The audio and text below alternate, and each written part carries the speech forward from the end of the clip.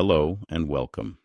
If you're new here, this channel explores science through persistence, not novelty. We focus on what survives time, reinterpretation, and pressure, rather than what briefly captures attention.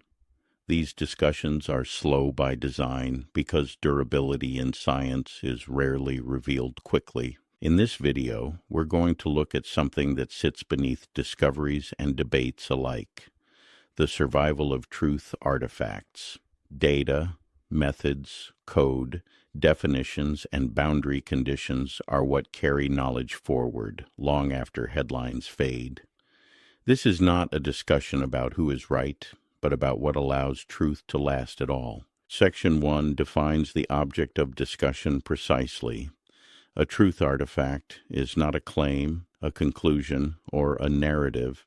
It is the durable substrate that allows a claim to be checked, repeated, and reinterpreted without dissolving into hearsay.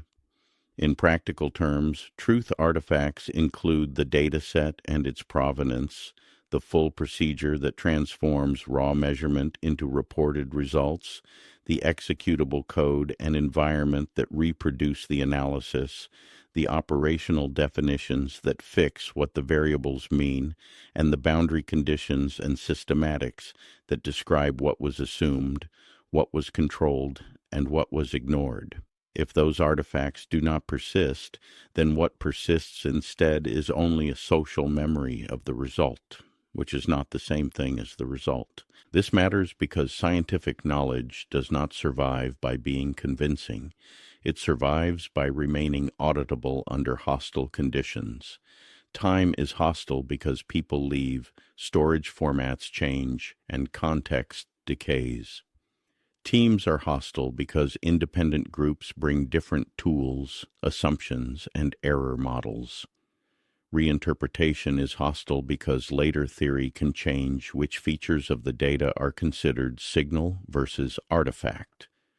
A result that is true only inside the original lab's tacit knowledge is not robust truth. It is a locally stable story. The strict claim here is simple.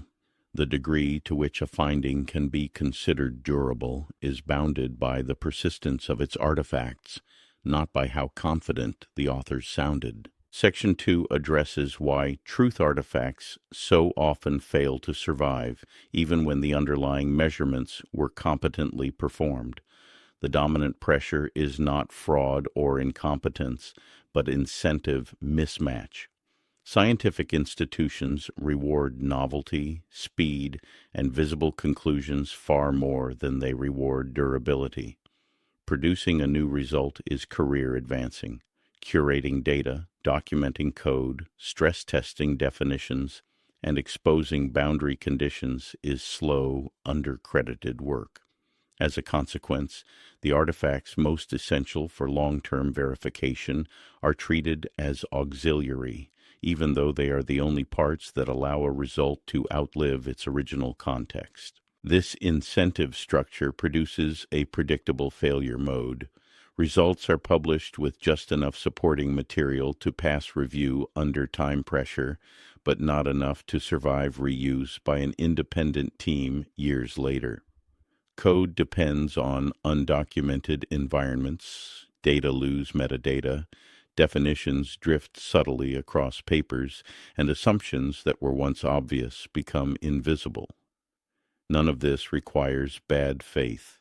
It emerges naturally when short-term signaling dominates long-term maintenance.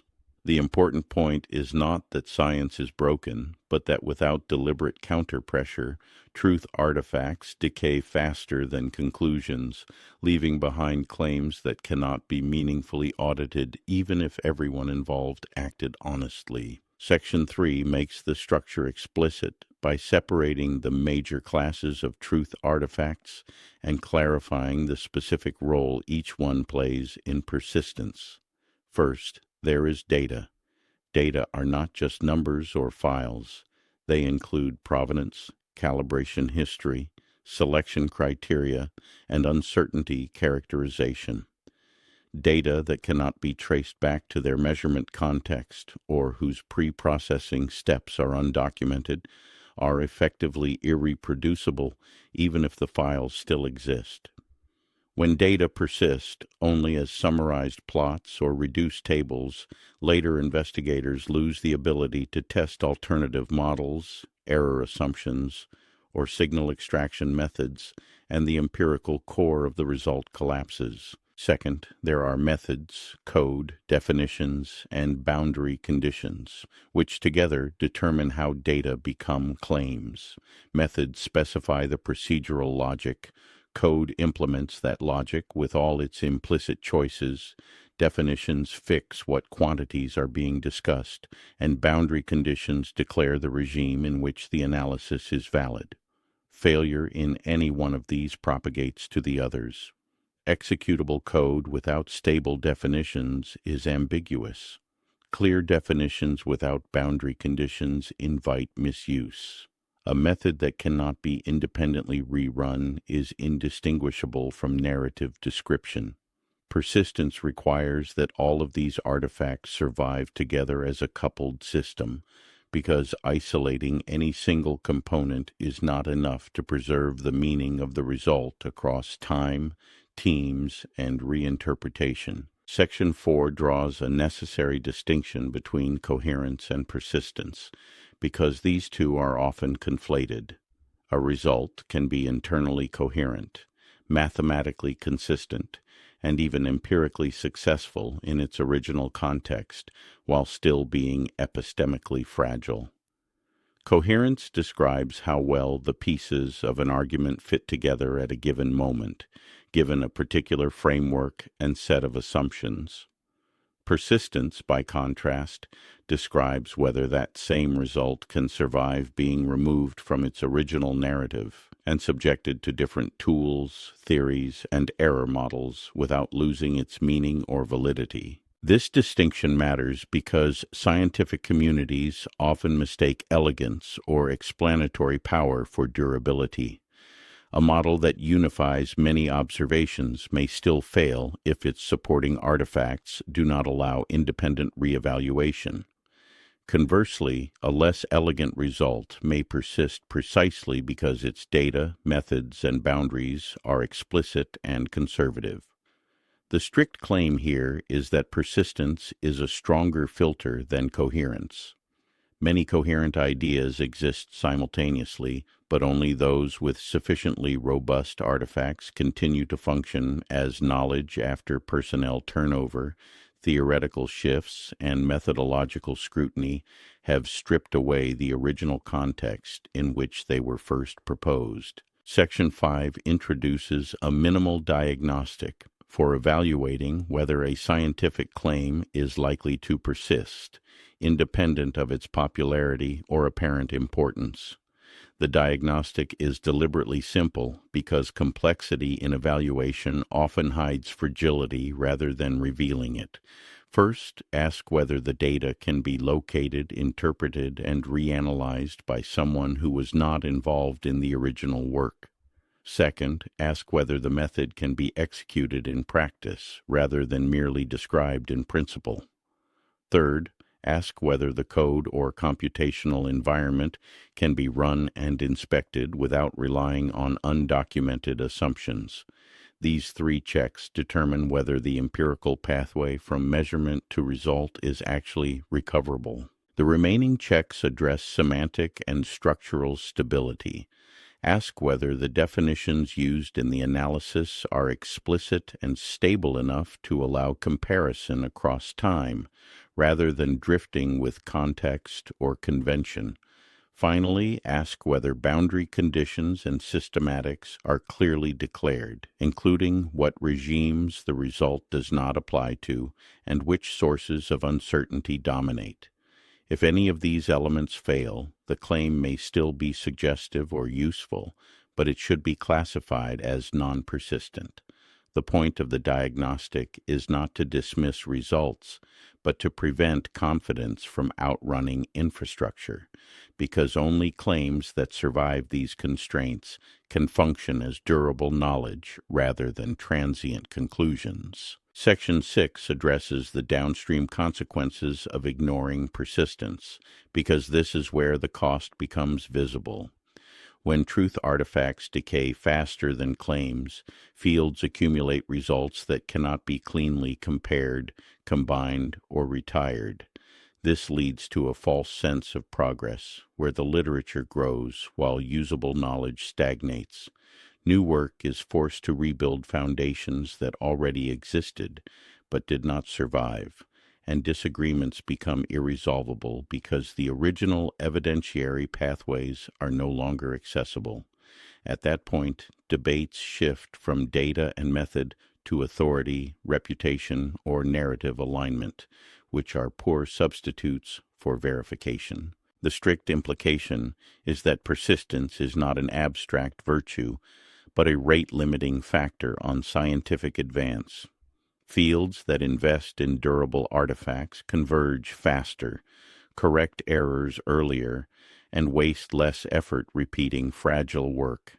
Fields that do not become noisy, polarized, and slow, even if they appear productive on the surface. This is why maintenance, replication, and boundary discipline are not secondary activities, but core scientific labor. Without them, science does not fail dramatically. It erodes quietly, leaving behind a record that looks rich but cannot reliably support future inference. Section 7 closes by reframing what progress in science should mean under a persistence lens. Progress is not the accumulation of claims, citations, or models, but the accumulation of artifacts that continue to function when removed from their original context. A field is advancing only to the extent that its results remain legible to people who were not present at their creation, and to theories that did not yet exist when they were first reported. This makes persistence a stricter standard than impact, because it demands that knowledge remain operational under conditions the original authors cannot control. The practical consequence is that many activities treated as secondary are, in fact, primary. Documentation, replication, conservative boundary setting, and long-term stewardship of data and code are not bureaucratic overhead. They are the mechanisms by which truth survives contact with time. The uncomfortable conclusion is that some celebrated results will not endure, not because they were false, but because the structures required to preserve them were never built. If science is to remain cumulative rather than episodic, persistence must be treated as a first-class constraint, not an afterthought applied only once the excitement has passed. Section 8 situates this framework within the broader scientific ecosystem by making explicit what it does and does not claim. The persistence lens does not assert that only long-lived results are valuable, nor does it deny the role of exploratory, provisional, or speculative work. Early-stage ideas are often fragile by necessity. The claim is narrower and stricter. Until the supporting artifacts are stabilized, such ideas should be treated as informational probes rather than settled knowledge. Confusing exploratory output with durable truth is an error of classification, not of creativity. This distinction matters because modern science increasingly operates at scale, across large collaborations, long time horizons, and rapidly evolving technical stacks. In that environment, informal transmission of context no longer works. What once survived through shared culture and apprenticeship must now survive through explicit artifacts. The persistence framework therefore functions as a coordination tool, not a philosophical stance. It provides a way to decide which results are ready to be relied upon, combined, or built upon, and which remain contingent on conditions that have not yet been secured against loss, drift, or reinterpretation. Section 9 makes explicit why this framework is not pessimistic, even though it is restrictive. Treating many results as non-persistent does not mean discarding them or denying their contribution. It means assigning them the correct epistemic status. Non-persistent results are often the source of new questions, improved instruments, and refined methods. What persistence analysis prevents is the silent promotion of provisional work into assumed fact, where it begins to anchor policy, theory, or further inference without the infrastructure required to support that weight. Seen this way, persistence is not a brake on discovery, but a safeguard against cumulative error. It slows the transition from exploration to reliance, not the generation of ideas themselves. A field that adopts this distinction can be both imaginative and disciplined, because it no longer needs every result to be definitive. Some work can remain exploratory by design, while other work is deliberately hardened for long-term use. The payoff is not fewer ideas, but a clearer separation between what is still being tested and what has earned the right to function as stable knowledge across time, teams, and reinterpretation. Section 10 returns to the central claim and states it without qualification. Science does not fail primarily because individual results turn out to be wrong. It fails when the pathways needed to determine whether results are right or wrong no longer exist. Truth, in practice, is not a static correspondence between statement and reality, but a property of systems that retain the ability to check themselves over time. When data, methods, code, definitions, and boundary conditions persist, error correction remains possible. When they do not, disagreement hardens into ideology, and revision becomes indistinguishable from rejection. The final constraint is therefore institutional rather than intellectual. If scientific communities continue to reward novelty without equally rewarding maintenance, persistence will remain rare regardless of individual intent. The framework presented here does not solve that problem, but it makes it visible and measurable. It provides a way to ask, at any point, whether a result is merely present in the literature or whether it is structurally capable of surviving the future. That distinction determines whether science remains cumulative or whether it slowly converts discovery into forgetting. Section 11 addresses what it would mean to operationalize persistence as a norm rather than a critique. Treating persistence as a first-class constraint requires changing how results are classified and handled after publication. Claims would not be treated as equally settled by default, but sorted by the durability of their supporting artifacts. Some results would be explicitly marked as exploratory, others as conditionally persistent, and only a subset as robust enough to anchor further inference. This does not require new philosophy. It requires explicit bookkeeping about what has actually been secured against loss, drift, and reinterpretation. The important point is that this shift is incremental, not revolutionary. Persistence does not demand perfection or total certainty. It demands transparency about what is fragile and what is not. When that information is made explicit, downstream users of results can make rational decisions about reliance, aggregation, and extension.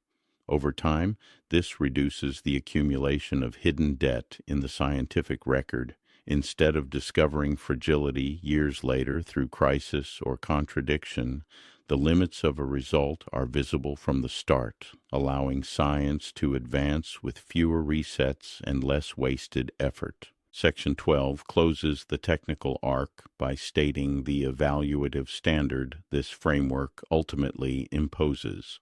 Under a persistence lens, the question is never whether a result is exciting, elegant, or widely cited, but whether it can be meaningfully re-entered into inquiry by someone else at a later time. A claim that cannot be reloaded into active use without reconstructing its assumptions from scratch has not fully survived, regardless of how influential it once appeared. Persistence is therefore measured not by attention, but by reusability under changed conditions. The consequence of adopting this standard is a quieter but more reliable form of progress. Fewer results are treated as final, but those that are treated as such can actually support further structure without collapsing. Over long time scales, this produces a scientific record that behaves less like an archive of past excitement and more like a working memory. The intent of this framework is not to narrow science, but to make its outputs accumulate rather than evaporate, so that future inquiry starts from preserved ground, rather than continually rebuilding what was already known but failed to persist. Section 13 situates the persistence framework relative to disagreement and revision, because this is where it is often misunderstood. Persistence does not imply immunity from change, nor does it privilege results that never evolve. On the contrary, persistent truth artifacts are what make controlled revision possible. When data, methods, and boundaries are preserved, later work can isolate exactly what changed and why. Without those artifacts, revision becomes indistinguishable from replacement, and disagreement degrades into competing narratives rather than structured correction. This leads to a sharper definition of scientific maturity. A mature field is not one in which conclusions stop changing, but one in which changes can be traced, justified, and localized. Persistence enables that traceability. It allows errors to be corrected without erasing the evidentiary record that produced them. Fields that lack this structure may appear dynamic, but they pay for that dynamism with epistemic instability. Under a persistence lens, stability and adaptability are not opposites. They are coupled properties that only coexist when truth artifacts survive long enough to anchor revision rather than being overwritten by it. Section 14 clarifies how this framework should be applied without becoming dogmatic. Persistence is not a binary label, but a gradient, and applying it requires judgment rather than rule-following alone. Some domains face intrinsic limits on long-term stability due to ethical constraints, irreproducible environments, or one-off historical events. In those cases, persistence analysis does not condemn the work. It simply constrains how strongly conclusions can be relied upon outside their original context. Treating all results as if they were equally durable is the real error, not acknowledging differences in persistence capacity. The value of this graded approach is that it allows science to remain pluralistic without becoming incoherent. Different fields, methods, and questions can coexist, each with an honest accounting of what survives and what does not. Persistence becomes a shared language for expressing epistemic confidence without overreach. Instead of forcing premature consensus or endless skepticism, it provides a way to state, with precision, how far a result can travel before it must be re-examined. That restraint is not a limitation on inquiry. It is what allows inquiry to scale without collapsing under the weight of its own unexamined assumptions. Section 15 concludes by returning to the practical choice facing scientific communities. Persistence is not something that emerges automatically from good intentions or individual rigor. It is an engineered outcome. It depends on whether communities choose to invest time, credit, and resources into maintaining the artifacts that allow knowledge to survive beyond its moment of discovery. When those investments are absent, science does not stop producing results, but it loses the ability to distinguish durable knowledge from transient output in a reliable way. The final claim is therefore not philosophical, but operational. If we want science to remain cumulative rather than episodic, persistence must be treated as a design constraint, not a retrospective ideal. That means building systems that reward maintenance alongside novelty and that make the limits of results visible rather than implicit. Without that shift, future work will continue to rebuild foundations that already existed but failed to survive. With it, science gains something rarer than breakthroughs: the ability to remember what it has learned and to carry that memory forward intact. Section 16 serves as a synthesis rather than an extension, because by this point all of the necessary structure is already on the table. If there is a single unifying claim across everything discussed here, it is that truth is not a property of statements alone, but of systems that retain the capacity for self-checking over time. Data, methods, code, definitions, and boundary conditions together form the memory of science. When that memory is intact, error correction is possible, disagreement is productive, and progress is cumulative. When it degrades, even correct ideas become fragile because there is no longer a reliable way to re-enter them into active inquiry. The persistence framework does not promise certainty, nor does it resolve every dispute. What it does provide is a disciplined way to decide what can safely be relied upon and what cannot, without collapsing into cynicism or hype.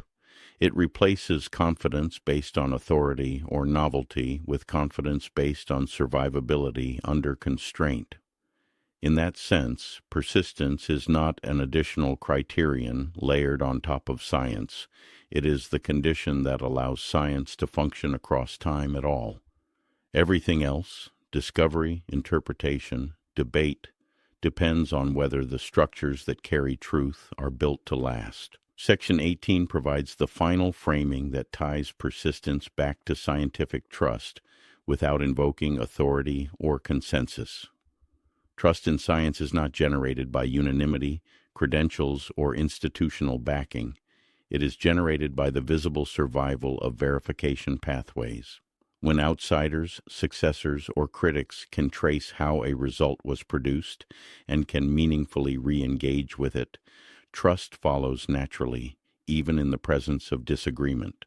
When those pathways are missing, trust collapses regardless of how confident or aligned the original community appeared. This is why persistence is ultimately a public-facing property, even when the work itself is technical.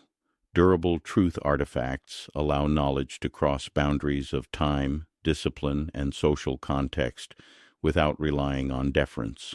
They make it possible for science to justify itself repeatedly rather than once.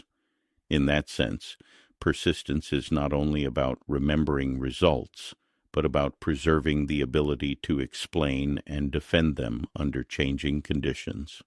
A scientific culture that maintains this capacity does not need to insist on trust. It earns it through survivability. Section 19 addresses the limiting case where persistence cannot be fully achieved, because this is where misuse of the framework would do the most damage. Some scientific questions involve unique events, non-repeatable conditions, or ethical constraints that prevent full replication or long-term remeasurement. In these cases, the absence of persistence is not a failure of rigor, but a property of the domain. The correct response is not to inflate confidence to compensate, but to explicitly encode fragility into the record. Claims arising from such contexts should travel with clear statements of what cannot be rechecked and why, so downstream users do not mistake contingency for durability. The persistence framework, therefore, does not demand uniform standards across all science. It demands accurate signaling of limits. A field becomes unreliable not when it studies difficult or singular phenomena, but when it obscures the degree to which its results depend on conditions that cannot be reconstructed. By forcing those dependencies into the open, persistence analysis prevents overextension. It ensures that results are used where they are valid and withheld where they are not, preserving the integrity of the broader scientific record even in domains where full persistence is structurally unattainable. Section 20 serves as the final consolidation of the framework by stating its simplest operational test. A scientific result should be judged not by how persuasive it is today, but by whether it leaves behind enough structure for someone else to interrogate it tomorrow. If future researchers must reconstruct intent, assumptions, or context through inference rather than inspection, then the result has already begun to decay. Persistence is therefore not an abstract ideal. It is a measurable property of how completely a result exposes the pathway from observation to conclusion. The closing implication is deliberately conservative. Science does not advance by maximizing certainty or speed, but by minimizing irreversible loss of information. Every preserved artifact reduces the cost of future correction, reinterpretation, or extension. Every missing artifact increases that cost until revision becomes impractical and disagreement becomes irresolvable. Under this lens, progress is defined by how much of today's work remains actionable in the future. Persistence is what determines whether science accumulates understanding or repeatedly rebuilds it from fragments. Section 21 offers the final reframing that ties persistence back to responsibility without moralizing it. Persistence is not about individual virtue or effort. It is about whether choices made under pressure leave behind structures that can survive independence from their creators. Every field inherits the consequences of what previous practitioners chose to stabilize and what they allowed to remain implicit. Over time, those choices compound. A discipline that consistently externalizes its assumptions, preserves its artifacts, and marks its limits becomes easier to correct and harder to mislead, even when participants disagree sharply. The closing standard, then, is pragmatic and impersonal. Ask of any result whether it can be re-entered into inquiry without appeal to memory, authority, or reconstruction. If it can, it has persisted. If it cannot, its failure is structural, not rhetorical. This framework does not demand unanimity or final answers. It demands that science leave behind enough of itself to be checked again. What survives that demand is not merely published, it is usable. That usability, rather than confidence or consensus, is the final measure of whether truth has endured. Section 22 closes by stating the quiet but decisive consequence of adopting persistence as the organizing principle for scientific knowledge. When persistence is treated as foundational, the question, "Is this true?" is no longer separable from the question, "Can this be checked again?" Truth becomes inseparable from memory, and memory becomes a designed property rather than an accident of culture. Results that cannot be reloaded into active scrutiny are not condemned, but they are no longer allowed to silently anchor future claims as if they were durable. The final position is therefore deliberately modest and deliberately strict. Persistence does not promise certainty, consensus, or permanence of conclusions.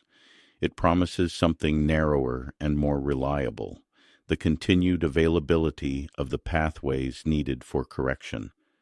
Science earns its authority not by being right once, but by remaining corrigible across time. What survives under that demand is not just information, but a functioning process of inquiry. That process, rather than any particular result, is what persistence ultimately protects. Section 23 provides the final closure by returning to the motivation for introducing persistence in the first place. The problem this framework addresses is not disagreement, error, or uncertainty, all of which are unavoidable in any active science. The problem is silent epistemic loss, where the capacity to evaluate past work disappears without being acknowledged. When that happens, later researchers inherit conclusions without inheriting the means to assess them, and science shifts from cumulative inquiry to repeated reconstruction. Persistence is an attempt to make that loss visible before it becomes irreversible. The closing assertion is simple and intentionally unsentimental. Science advances only to the extent that it preserves its own ability to be questioned. Data, methods, code, definitions, and boundary conditions are not administrative details. They are the memory structures that keep inquiry alive across generations. When those structures persist, science can afford to be bold, wrong, and revised. When they do not, even correct results become unusable. Persistence is not an add-on to science. It is the condition that determines whether science remembers enough of itself to continue at all. Section 24 ends by making explicit the scope of responsibility implied by everything discussed so far. Persistence is not a demand that every result be perfect, complete, or permanent. It is a demand that science accurately represent what it is handing forward. When artifacts are preserved, limits are stated, and fragility is declared, future work inherits a usable landscape rather than a minefield.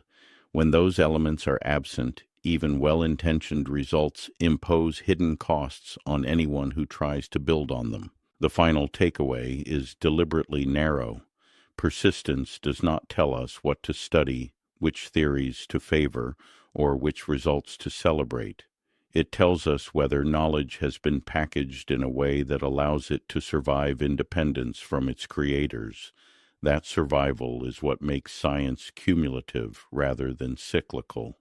If science is to remain capable of learning from itself, persistence must be treated not as an aspiration, but as an operational constraint that governs how truth is carried forward in time. Section 25 serves as the final consolidation by collapsing everything discussed into a single operational lens that can be applied without ceremony. At the end of analysis, persistence asks only whether a result leaves behind enough structure to be interrogated without reconstructing intent or context from memory. If future investigators must infer what was done rather than inspect it, the result has already begun to decay. Persistence, therefore, measures completeness of transmission, not correctness of conclusion. A claim may be right and still fail this test if the pathway that produced it cannot be reliably revisited. The closing constraint is intentionally austere. Science does not need more narratives about progress. It needs fewer irreversible losses of epistemic detail. Every preserved dataset, executable method, stable definition, and explicit boundary condition reduces the cost of future correction. Every omission increases that cost until revision becomes impractical and debate becomes unresolvable.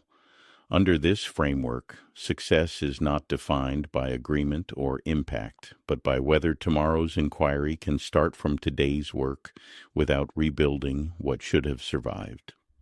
Persistence is the condition that determines whether science accumulates knowledge or repeatedly relearns it. Thank you for taking the time to stay with this all the way to the end.